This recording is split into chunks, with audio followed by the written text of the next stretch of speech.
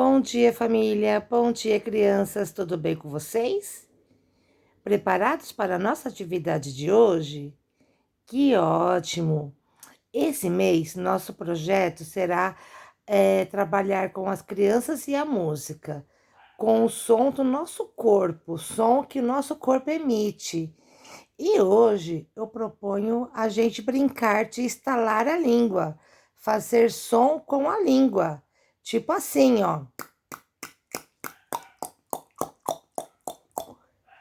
É muito legal.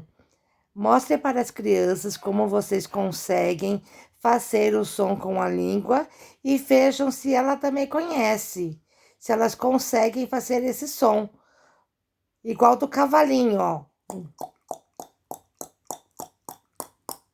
Bem legal, né? Bora começar?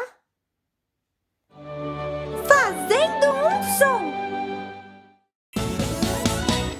Tudo que conheço tem um som guardado que para acontecer é preciso ser tocado. Um som bem legal eu quero fazer, usando meu corpinho e o que mais aparecer. Estalo na língua,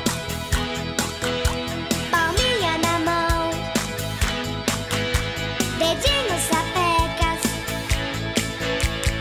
bate o pé no chão. Um bumbo de balde, chocalho de arroz, a tampa que bate e folia com a voz. Não sei dó, ré, mi, nem fá, sol, lá, si, mas eu sei fazer